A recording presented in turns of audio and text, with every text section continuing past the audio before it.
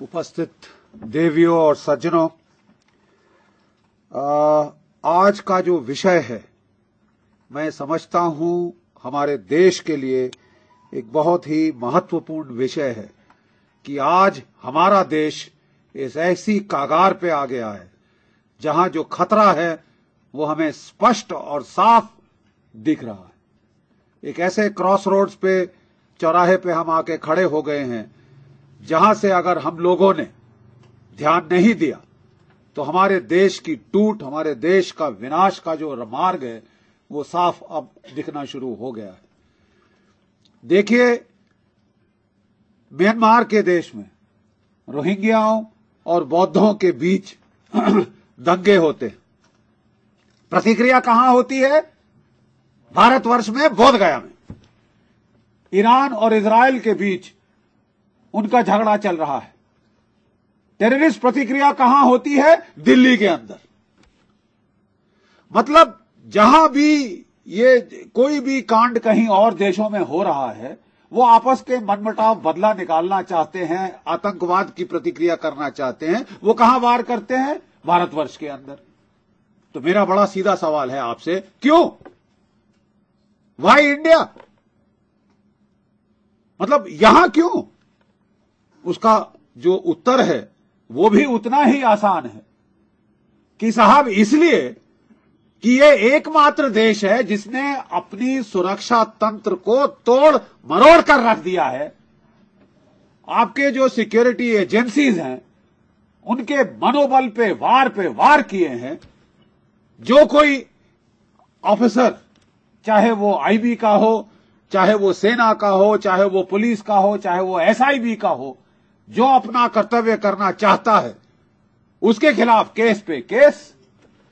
उसको जो है, एक तो केस पे केस तो आप कर ही रहे हैं, दूसरा हमारे मीडिया की एक सेक्शन, हमारे फॉरेन फंडेड एनजीओज जिनके पैसे सब बाहर से आ रहे हैं और जिनकी एकमात्र लालसा है कि वो फोर्ड फाउंडेशन से मार्क्से से अवार्ड जीत लें, चाहे उसमें उनके देश के टुकड़े टुकड़े हो जाएं, लेकिन वो अवार्ड की लालसा उनको खींचे जा रही है एक चुंबक की तरह। तो ये जो सारे हैं, इन्होंने एक प्रतिक्रिया शुरू कर रखी है, और खासकर जो पिछले कोई मैं समझूंगा 20 और 30 सालों में जिसने खूब जोर पकड़ा है कि साहब अपने देश को जैसे तैसे जो भी तोड़ने की बात करता है उसको सिर पे चढ़ा के रख दो, उसे दिल्ली में लाके उसके गले में मलाई डालिए, उसको क्या कहते हैं हार दीजिए, और उसको हर सेपरेटिस्ट को आप सिर पे चढ़ा के बिठाइए, और जो आपके देश के लिए लड़ रहे हैं उनको डीमोनाइज करिए, डिमोरलाइज करिए, ताकि वो लड़ने के काबिल ना रह जाएं। हमारे देश के बुद्धिजीवियों में एक नया दौर शुरू हुआ है कि जो देश को तोड़ने की बात करे उसे सिर पे चढ़ा लो, जो देशभक्ति की बात करे उसके हंसाई शुरू कर दो। जो देशभक्ति की बात करे बोले साहब ये तो गुंडागर्दी का काम है। और क्या अच्छा काम है कि आपके गिलानी साहब को यहां बुला के उनको सर पे चढ़ाना। अगर माओविस्ट आपके जो है सुरक्षा तंत्र के लोगों को मारना काटना शुरू करते हैं तो उनको बोलिए गांधीयंस विद गन्स, उनको बोलिए वो तो रॉबिन हुड है। सारी गलती है तो ये सरकार की है, इस देश की है, क्योंकि ये है क्यों? ये अभी तक टूट क्यों नहीं गया?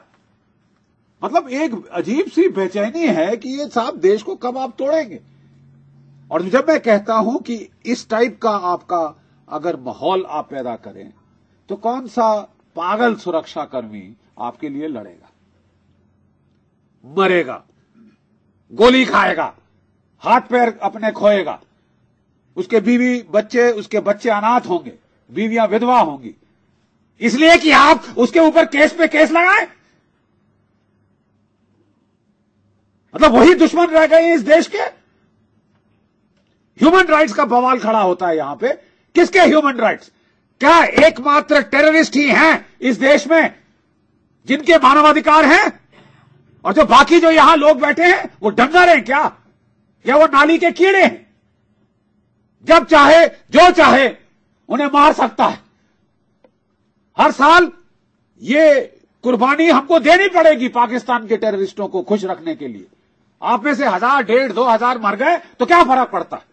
आपको मुआवजा दिया जाएगा, आपका मुंह में 5 लाख रुपए रखे जाएंगे, आप चुप हो जाएंगे।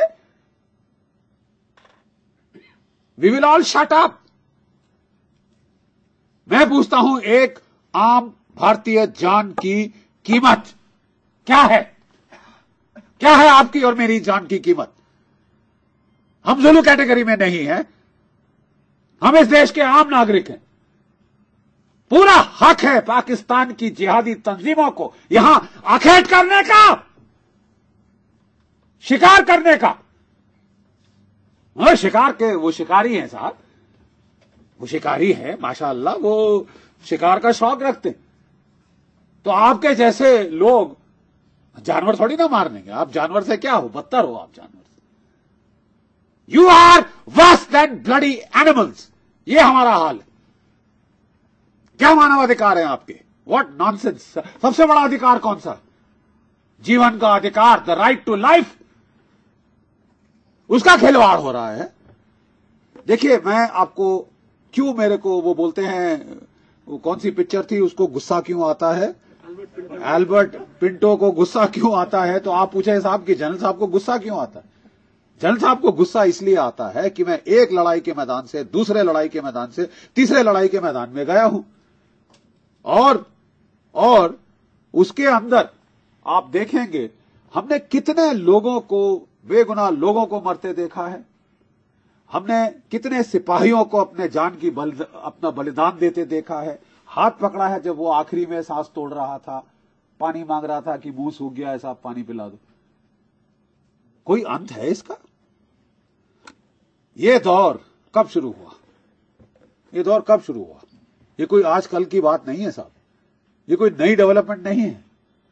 आज से 30 साल पहले पंजाब में 1980 की दशक में ये दौर शुरू हुआ था, जबकि आईएसआई ने आपको शरेआम मदद करनी शुरू करी थी। जो वहां पे जो उग्रवादी थे उनको पहले पिस्टल देनी शुरू करी, ग्रेनेड देने शुरू किए, उसके बाद Kalashnikov, light machine gun, rocket launcher, क्या क्या नहीं दिया।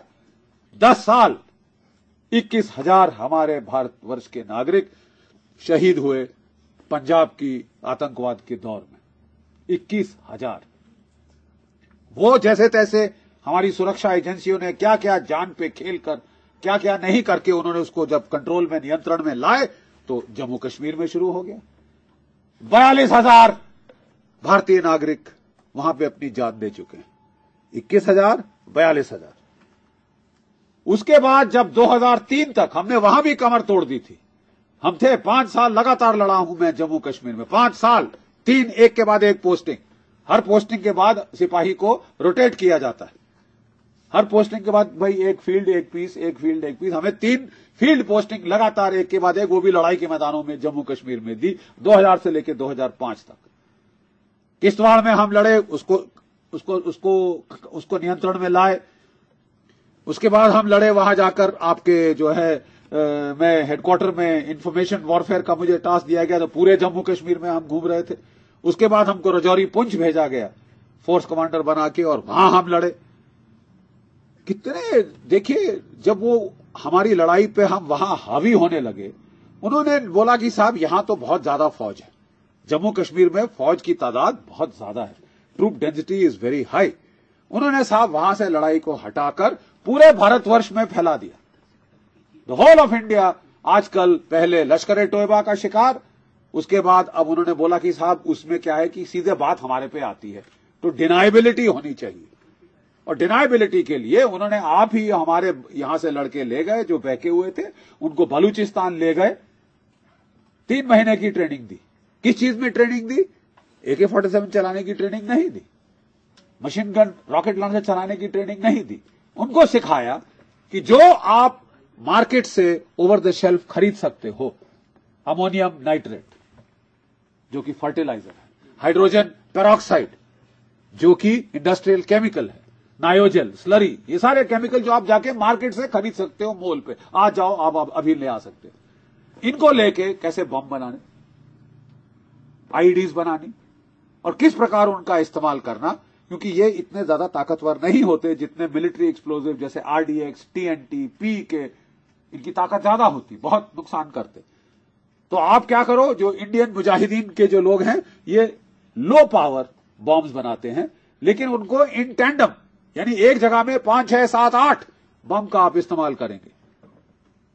शहर के अलग अलग जगहों में बम लगाएंगे, अलग अलग टाइम पे वो फटेंगे, और आखिरी बम कहां होगा? अस्पताल के बाहर, जहां रोते बिलखते लोग अपने जो है संबंधियों को, निकटतम लोगों को, घायल बच्चों को, मां बाप को देखने जा रहे हैं, वहां पे एक बम ताकि उनके मुंह में भी फटे। और कोई समझ लीजिए आप 15,000 और हमने जो है भारतीय नागरिक इस दौर में खोए हैं। 1993 में शुरू हुआ था ये दौर, हमारी ट्रेन पे हमलों के साथ, आपको याद होगा, ठीक है। और इसकी जो चरम सीमा पहुंची जबकि लश्कर-ए-तोयबा ने पूरी दुनिया के सामने हमारा एक मजाक खड़ा कर दिया।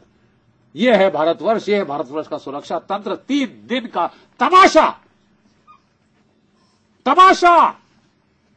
तमाशा बन के रह गए यहां पर हम। तो साहब अगर आप आंकड़ा लगाएं पूरा, 80 से 90,000 के बीच भारतीय नागरिकों की जान जा चुकी है इस आईएसआई के सपोर्टेड आतंकवाद के दौर में। 90,000 हिंदुस्तानी। अरे साहब, कोई जान की कीमत है या नहीं? अरे ये क्या है? आपके कान पे जू रेखती है कि नहीं, या आप बहरे हैं? और इसका जवाब क्या मिलता है हमको हमारी सरकार से कि साहब पीस डायलॉग इज अनस्टॉपेबल। तुम मरो, तुम कटो, तुम पिटो, तुम तड़फो, the peace dialogue is unstoppable. क्यों साहब? नहीं, फिर भी किस लिए?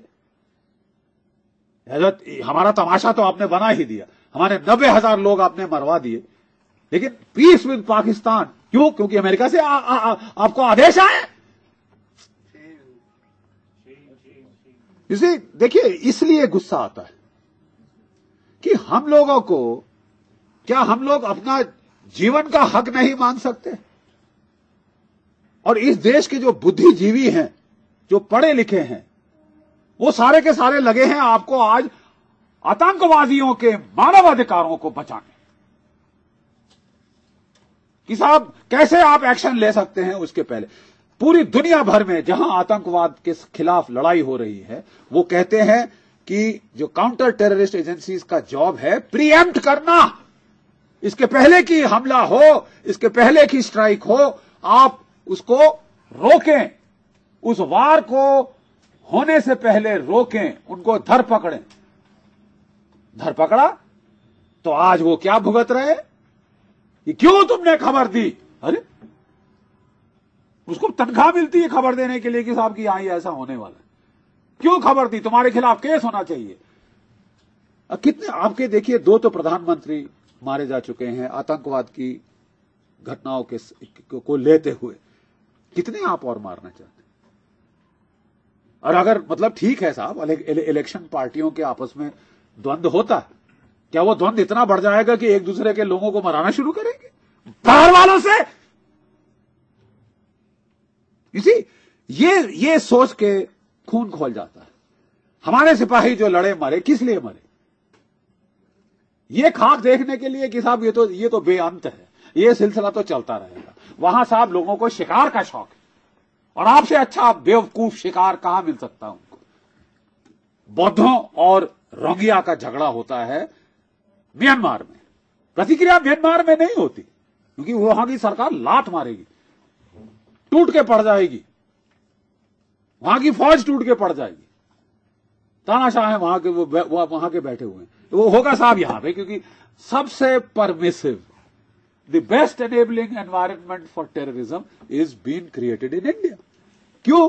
क्योंकि आपने टेरर को पॉलिटिसाइज कर दिया है। और मैं आपसे आज कहना चाहता हूं, आज के दिन, कि ये जो आतंकवाद के खिलाफ की लड़ाई में जो जंग लग रहा है, ठीक है, उसके पीछे एक और भयानक, उससे भी ज्यादा भयानक जो है वो जो ये सिम्टम है, जो बीमारी है वो इसके पीछे है। और उस बीमारी को अगर हम नहीं समझे तो हमारा देश अब टूटने की कगार पे है। देखिए, 5,000 पुरानी संस्कृति है आपकी, 5,000। और अगर आप कोई आज कार्बन डेटिंग का ले लीजिए, जो अगर द्वारका की जो हुई है तो वो 7,500 8,000 के ऊपर पहुंच रही कार्बन डेटिंग। मैं मतलब ये नहीं बोल रहा कि साहब ये फलाने हिस्टोरियन बोल रहे हैं या वो बोल रहे हैं, मैं कह रहा हूं कार्बन डेटिंग। लेकिन इस 7,500 में आप कितनी बार इकट्ठे हुए? कितनी बार इकट्ठे? 3 बार। मौर्य साम्राज्य 150 साल, मुगल साम्राज्य 150 साल, ब्रितानवी सरकार 150 साल। आप जो है ब्रितानवी सरकार का यू आर द डिसेंडेंट्स। जो ये हमारी रिपब्लिक है, ये ब्रितानवी सरकार ने देश को इकट्ठा किया, देश को निहत्था किया, तब जाके एक मॉडर्न नेशन स्टेट बनती। ठीक है, और ये नेशन स्टेट बनी 65 साल में, ये टूटने की कगार पे है। देखिए जो इतने बड़े देश हैं, मसलन की सोवियत यूनियन, चीन, भारतवर्ष, इनको खतरा बाहर से इतना नहीं है जितना इनको खतरा अंदर से है। चीन और पाकिस्तान मिलके भी आप पे हमला करें, प्लीज मेरी बात समझिए, मैं सेना का 40 साल झक मारने के बाद बोल रहा हूं, अगर चीन और पाकिस्तान कल मिलकर भी हमला करते हैं, वो इस पूरे देश को तबाह नहीं कर सकते, वो खुद तबाह हो जाएंगे।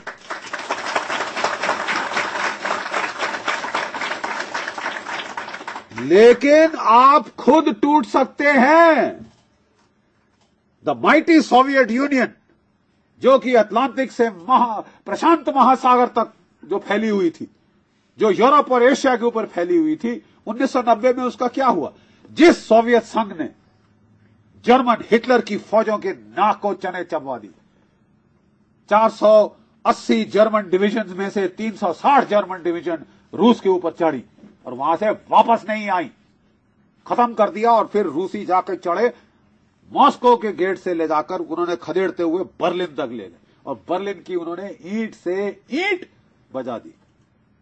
ठीक है साहब, ऐसी तगड़ी सोवियत यूनियन एक दिन 1990 में it vanishes without a shot being fired. क्या आप जानते हैं कि चीन का रक्षा बजट और उसका इंटरनल सिक्योरिटी बजट दोनों में से कौन सा बड़ा है? इंटरनल सिक्योरिटी बजट बड़ा है रक्षा बजट से, क्योंकि वो जानता है कि बाहर का खतरा उसे खत्म नहीं कर सकता। अमेरिका कुछ नहीं कर पाया, उनका सोवियत संघ कुछ नहीं कर पाया, लेकिन वो अंदर से टूट सकता है। ठीक यही हालत भारतवर्ष की है। आप एक बहुत बड़े देश हैं, लेकिन आप में इतने सारे किस्म के लोग, जात पात है कि आप अंदर से टूटने का ज्यादा खतरा है आपको बनिस्बत बाहरी हमले से। इसीलिए हम लोग चिंतित हैं, जो जानकार हैं। देखिए, जो जानता नहीं तो वो मस्त घूम रहा है, वो खतरे का इल्म ही नहीं, साहब इतना बड़ा खतरा मंडरा रहा है। लेकिन जो जानता है कि ये क्या हो रहा है साहब, ये और देशों में क्या हुआ, क्योंकि हमारा तो काम है 24 घंटे यही चीज पढ़ना, अध्ययन करना, स्टडी करना। मैं और कर्नल आर.एस.एन. सिंह साहब अपने रॉ के जो अधिकारी है, और हम लोग जो है इसके ऊपर बहुत देर से चिंतन कर रहे हैं, और ये चिंता खाए जा रही है अब कि ये जो टेररिज्म का आप डील नहीं कर पा रहे, ये तो केवल एक सिम्टम है। बीमारी बहुत गहरी है आपकी। बीमारी आपकी 1990 में शुरू हुई, आइडेंटिटी पॉलिटिक्स। प्लीज इसको समझिए, फॉर गॉड सेक अंडरस्टैंड मैं क्या कहने की कोशिश कर रहा हूं आज, क्योंकि आज अगर हमने नहीं बोला तो शायद बहुत देर हो जाएगी। It may be too bloody late. देखिए, जब हमारी स्वतंत्रता संग्राम चल रही थी तो उस वक्त क्या नेशनलिज्म का प्रोजेक्ट था? To create a pan Indian identity, एक भारतीय पहचान बनाना। प्लीज समझिए, एक भारतीय पहचान बनाना कि हम सब भारतीय हैं। ये एनसीसी का क्या गाना है? हम सब भारतीय हैं। हमारा धर्म क्या है, हमारी जात क्या है, हमारी पात क्या है, हमारी भाषा क्या है, कोई फर्क नहीं पड़ता। तो उस वक्त अंग्रेज हंसे हमारे ऊपर, जनरल वेवल साहब हंसे और बोले the idea of India as the basis of a nation state is as silly as the idea of the equator as a nation state. क्या इक्वेटर की जो लाइन है वो एक नेशन स्टेट का आधार बन सकती है? क्योंकि अलग अलग लोग हैं, उनमें क्या जोड़ है आपस में? हिसाब साहब इक्वेटर जाती है, इक्वेटर कंट्री होगी, इक्वेटर का फ्लैग बनेगा, बकवास। तो वो हंसे हमारे ऊपर। जब गांधी जी बाकी हमारे नेता भारतीयता की बात कर रहे, कहता कौन भारतीय, which Indian, which bloody Indian. तुम मद्रासी हो, तुम पंजाबी हो, तुम बंगाली हो, तुम उड़िया हो, तुम बिहारी हो, अरे तुम क्या क्या नहीं, तुम महातो हो, तुम कुर्मी हो, तुम जाट हो, तुम सिख हो, तुम ईसाई हो, तुम हिंदू हो, तुम कहां से देश बनोगे। लेकिन देखिए वो दौर, वो स्ट्रगल एक इंपीरियल पावर के खिलाफ, आफ्टर ऑल हम एक देश बने। और अगर आप देश बने तो आज कहा जा रहा है कि साहब ये तो हुआ, हम एक बड़े अलग किस्म के देश हैं। देशों में देश तो एक देश है साहब, भारतवर्ष देश है। क्यों कि बाकी सब तो साहब हिंसा के आधार पर बने हैं, ताकत के आधार पर बने हैं। The modern nation state, Westphalian nation state, जो ट्रीटी ऑफ वेस्टफालिया 1648 से बनी, वो ताकत के आधार पर बनी। प्लीज समझिए, it is built on the monopoly of violence.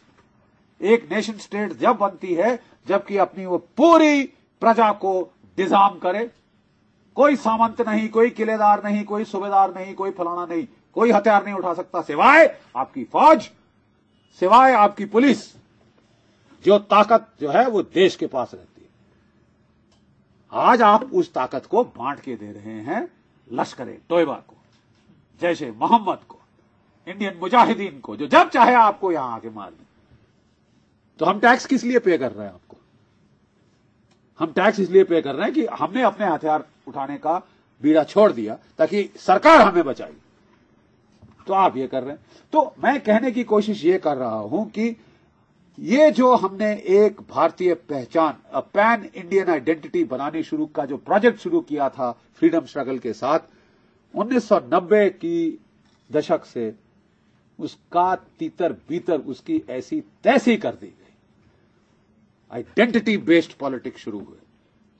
आपका जो पॉलिटिक्स है वही आज खतरा पैदा हो गया है आपके लिए। मैं समझाता हूं, प्लीज थोड़ा मेरे को ध्यान दीजिए, तवज्जो दीजिए इस तरफ। First pass the post system के अनुसार आप एक कॉन्स्टिट्यूएंसी में 10% वोट के साथ जीत सकते हैं, और एक पार्टी जिसके केवल 10% वोट हो इलेक्टोरेट का, वो बहुमत में आ सकती है, बड़े भारी बहुमत में आ सकती है। क्यों? क्योंकि इतने सारे कैंडिडेट, ठीक है, मल्टीप्लिसिटी ऑफ पार्टीज है, और 10% वोट के साथ आप आ सकते हैं। तो आज से कोई, जब हमारे देश में जो विजनरी लीडरशिप जब खत्म हो गई, और जिसको बोलते हैं ना पिग्मी, बौने जब आने शुरू हुए हमारी राजनीति में, तो उन लोगों ने बोला कि साहब मुझे देशव्यापी कोई प्रोग्राम करने की क्या जरूरत है, नेशनल मोबिलाइजेशन और नेशनल इश्यूज करने की क्या जरूरत है। अगर 10% वोट पे मैं जीत सकता हूं, नेता बन सकता हूं, तो नेशनल मोबिलाइजेशन की क्या जरूरत है। भारतीयता क्या बकवास। मेरी कॉन्स्टिट्यूएंसी में कुर्मी ज्यादा है, कुर्मी वेट मेरी जेब में, मैं ये 10% पे फोकस करूंगा, बाकी देश भाड़ में जाए। यहां जीतने के लिए मुझे 10% कुर्मी वोट चाहिए, यादव वोट चाहिए, अहीर वोट चाहिए, क्या क्या वोट नहीं चाहिए आपको। और तब से आपने इस देश की मानसिकता को तोड़ना शुरू किया है।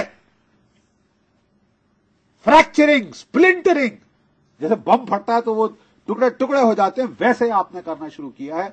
You are destroying the idea of India by your stress on identity markers, local identity markers like caste, like creed. जो कौन आपका, देखिए कई साल पहले की बात है, कौन आपका कास्ट पूछता था। आपने कास्ट को रिजर्वेशन का बेसिस बना दिया। जो नहीं भी जानना चाहता उसको अब अपना कास्ट ढूंढ के निकालना पड़ता है कि साहब है क्या। तो जो आपकी राष्ट्रीयता का जो आधार है, जो आधारशिला को तोड़ दिया गया है, आप थोड़ी देर और इसको करके देखिए। अंग्रेज आपको इतनी बुरी तरह से नहीं बांट पाए, उन्होंने पूरी कोशिश करी। ये थोड़ी ना साहब ये डोगरे, मराठे, हिंदू, सिख ये सब तो अलग अलग है। उन्होंने अलग अलग इलेक्टोरेट दिए, क्रिश्चियन इलेक्टोरेट सेपरेट किया, मुस्लिम इलेक्टोरेट सेपरेट किया, सिख इलेक्टोरेट को सेपरेट इलेक्टोरेट दिया, ताकि ये अलगाववाद बढ़े। कौन चाहता, वो थोड़े ना चाहते थे कि आप एक देश, एक मानसिकता प्राप्त करें, भारतीय पहचान प्राप्त करें। उन्होंने पूरी कोशिश करी लेकिन वो विफल रहे। हमारे स्वतंत्र भारत के जो नेतागण हैं, जहां अंग्रेज हार गए कि हमको पूरी तरह से वो तोड़ नहीं पाए, आज वो साहब हमारे लिए कर गए हैं। अपने स्वार्थ, अपनी कुर्सी के लिए अगर लोग देश तोड़ने को तैयार हो जाएं, देश की सुरक्षा एजेंसियों को तहस नहस करने को तैयार हो जाए, तो ये आपकी खुददारी, माफ कीजिए, हमें बहुत भारी पड़ रही है। आपकी खुददारी हमको बहुत भारी पड़ेगी। और मैं कह रहा हूं कि ये अब वाकई खतरा आ गया है।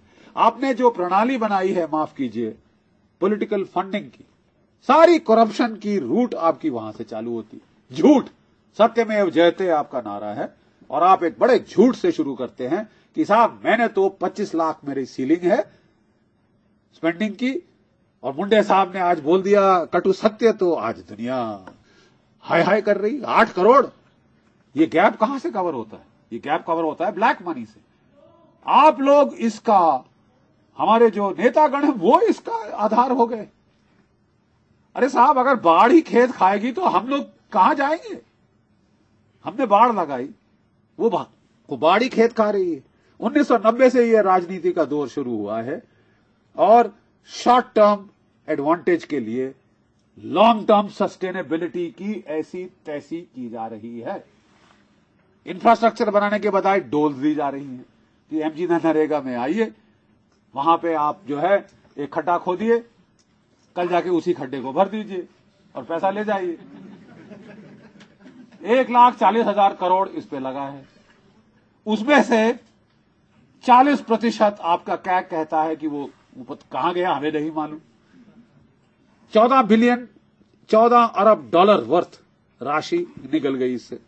अभी फूड बिल आ रहा है, बड़ी अच्छी बात है, हम सब खाना खाएंगे, हिष्ट पुष्ट हो जाएंगे, और लोग कितना खाएंगे मुझे नहीं मालूम। लेकिन देखिए, ये जो है, ये जो बेसिक जो रूट प्रॉब्लम है, रूट कॉजेस को देखिए। ये जो टेररिज्म के प्रति हमारा जो रिस्पांस है, एक शांति की मानसिकता को हमने, झूठी मानसिकता को अपना वो लेके बनाया हुआ है कि साहब हम तो एक एक्सेप्शनल देश हैं, हम तो पैदा ही नॉन वायलेंस से हुए थे। झूठ, माफ कीजिए, लेट मी बी ब्लंट, झूठ, सफेद झूठ। आप वायलेंस से पैदा हुए हैं। पूछिए कैसे? 60,000 सैनिक भारतीय आजाद हिंद फौज के जापानियों के साथ लड़े इंफाल कोहिमा में। 26,000 उनमें से उन्होंने अपने प्राणों की बलि चढ़ा दी। और वो लड़ाई, वो बोले कि इधर उधर 19-20 की थी। अगर जापानी फौजें उस वक्त टूट के निकल पड़ती दीमापुर के लिए, भारतवर्ष में अंग्रेज गए थे। 19-20 की लड़ाई थी ये। इतना तक उन्होंने कर दिया। उसके बाद भी वो हार गए, पूरा पीछे हटते गए। वो पूरा बर्मा के थ्रू, जहां आज ये रोंगिया और बौद्धों का हो रहा है, और उनके 60,000 में से 26,000 यानी 46% शहीद हुए। अंग्रेजों की खड़ी की हुई एक भारतीय सेना थी उस वक्त, जिसमें 2.5 मिलियन मैन, 25 लाख लोग थे। पूरे 25 लाख में से 20,000 शहीद हुए द्वितीय महायुद्ध में। आप समझते हैं? मैं इसलिए आंकड़े दे रहा हूं कि आप अंदाज लगाएं कि सैक्रिफाइस किसने किया। 26,000 60,000 में से मारे जाते। हिला के रख दिया अंग्रेजी सरकार, ब्रितानवी सरकार को उन्होंने छुपा के रखा। ब्रितानवी सरकार ने सबसे बड़ा सत्य, भयंकर सत्य, कि भारत की एक आजाद हिंद फौज बन चुकी, वो लड़ रही है भारत की आजादी के लिए। वो अहिंसावादी नहीं है। वो ही नहीं कहेगी साहब हमने लाठी खाई, हमारी भैंस ने भी लाठी खाई। लाठी तो मेरी भैंस भी खाती है। अब ये थोड़ी ना कि मेरी भैंस जाके बैठ जाएगी गद्दी में, ठीक है। लेकिन वो लड़े, वो मरे, वो शहीद हुए। और हालांकि वो हार गए, they lost the battle, but they won the war. ये समझिए क्यों they won the war. जब लड़ाई खत्म हो गई, अंग्रेज सोचे हम जीत गए, ट्रायम्फलिज्म, हमने इनको धूल चटा दी, नाको चने चबवा दिए। भारत की जो भी आजादी की बात कर रहे थे, लड़ना चाहते थे, हो गए ना पस्त। तो उन्होंने आजाद हिंद फौज के 3 अफसर, एक हिंदू, एक मुसलमान, एक सिख यहां लाल किले में लाके उनका कोर्ट मार्शल शुरू किया। लाल किले में क्यों? क्योंकि इनका नारा था हम लाल किले पे झंडा फहराएंगे। तो लाल किले पे झंडा फहराओगे, तिरंगा, ये लो तुम्हारा यहां कोर्ट मार्शल होगा। और अब उन्होंने सब दुनिया को बताना शुरू किया कि ये थी आजाद हिंद फौज, इंडियन नेशनल आर्मी, उसकी हमने ये कर दिया, वो कर दिया, युद्धबंदी बन गए, हार गए, पीट गए। पूरे देश में आक्रोश की लहर फैल गई। और आक्रोश की लहर तो फैली, वो तो अलग है। भारतीय सेना में म्यूटनी शुरू हो गई। जबलपुर के क्षेत्र में 4 यूनिटों ने म्यूटनी कर दी। इंडियन नेवी के अंदर, रॉयल इंडियन नेवी के अंदर मुंबई के जहाजों में म्यूटनी शुरू हो गई। ये क्या मतलब है? थर्रा गए अंग्रेज। 25 लाख सशस्त्र भारतीय सैनिक डीमोबिलाइज किए जा रहे थे वर्ल्ड वॉर II के बाद। कोई 80 से 1000 के करीब यहां अंग्रेज सैनिक थे। बोले साहब अगर 25 लाख भारतीय सैनिक हमारे पे टूट पड़े तो हम क्या इनको रोक पाएंगे? नहीं रोक पा सकते आप। तो उन्होंने बोला साहब अच्छा है कि हम बड़े ग्रेस के साथ निकल जाएं। और ये किसने कहा है साहब? अंग्रेज प्रधानमंत्री क्लेमेंट एटली ने। जब 1948 में जब वो आया, कलकत्ता में आया, तो उस वक्त गवर्नर थे चक्रवर्ती, पीबी चक्रवर्ती। उन्होंने उनसे बात करी कि साहब क्विट इंडिया मूवमेंट तो खलास हो चुकी थी, फिर आप गए क्यों? उसने बोला Subhash Chandra Bose and the INA कहते कि 25 लाख अगर हिंदुस्तानी फौज में बगावत होती तो हम क्या कर सकते थे? हम थक चुके थे लड़ाई लड़ के 5 साल। हमने कहा चले जाना, ठीक है। तो आजादी कैसे मिली आपको? बिना चक्र बिना ढाल नहीं मिली, माफ कीजिए। सत्य यह है कि कुर्बानियों से मिली, लड़के मिली, कुर्बानियों से मिली, लड़के मिली। उस कुर्बानी की कीमत आपको हमेशा याद रहनी चाहिए।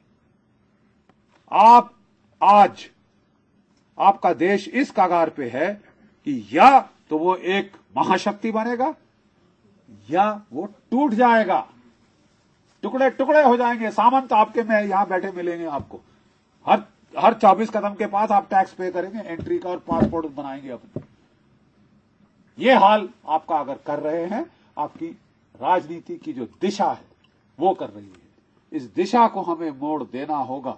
भारतीयता को हमें प्राथमिकता देनी होगी। नहीं देंगे आप तो आप भारतीय नहीं रहेंगे।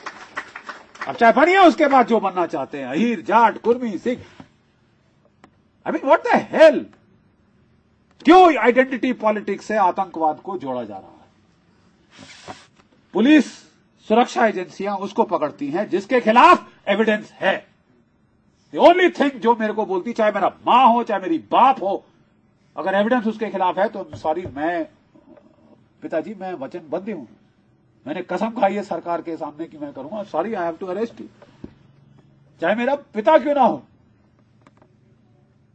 जी, अगर मेरे जहां तक ड्यूटी का सवाल है, I go where the evidence goes.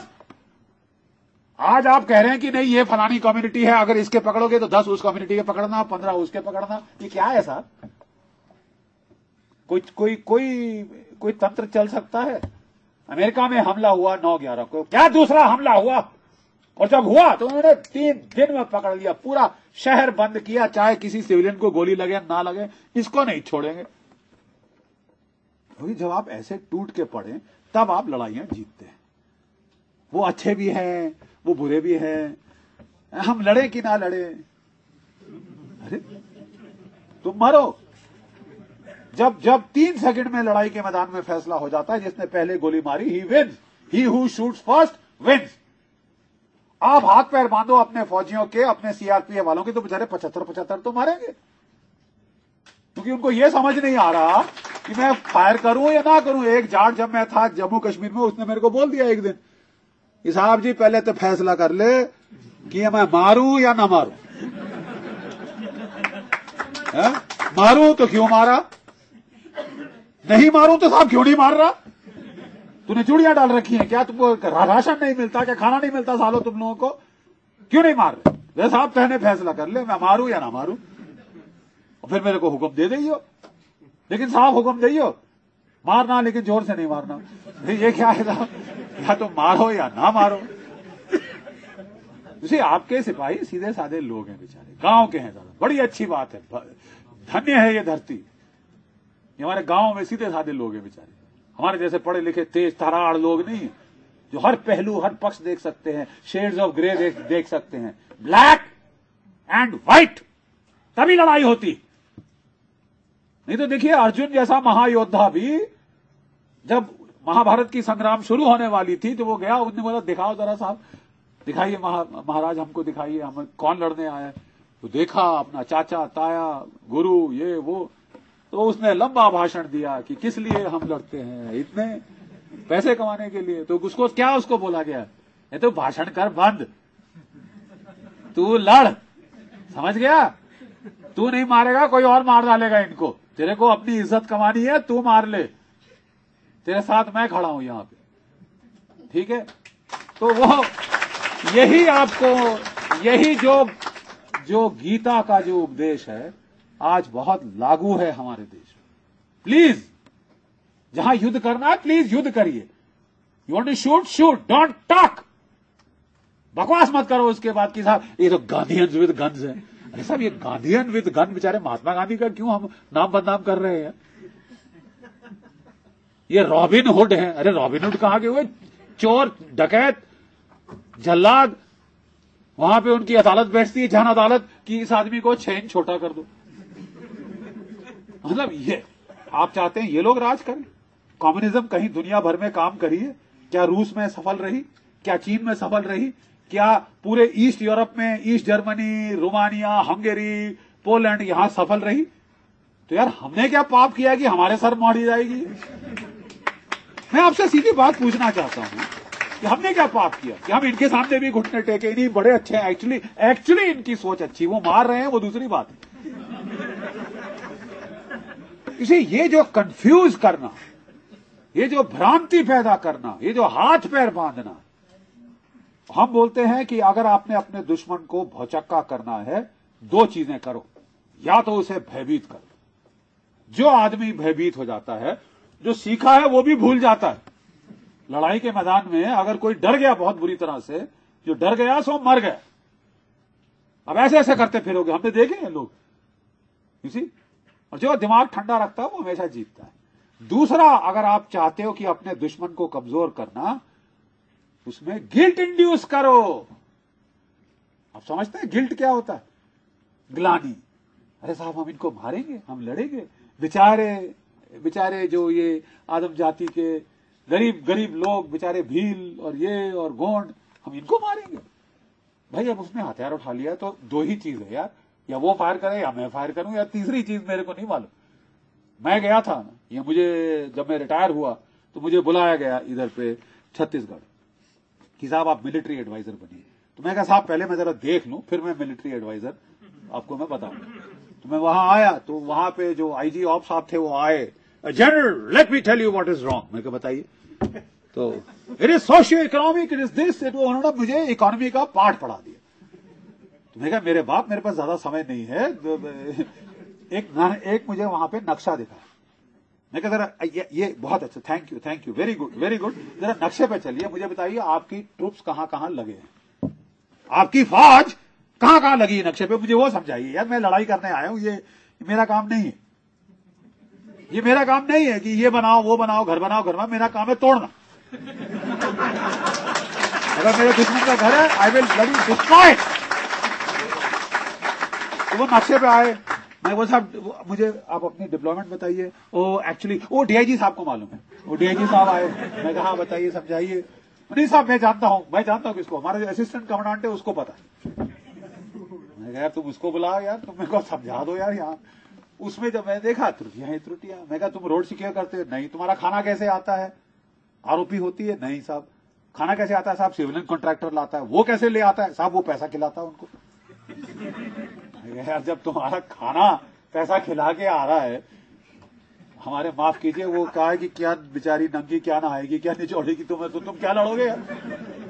तुम्हारा खाना कहां से आ रहा है, तुम्हारा वो उसके ऊपर निर्भर है।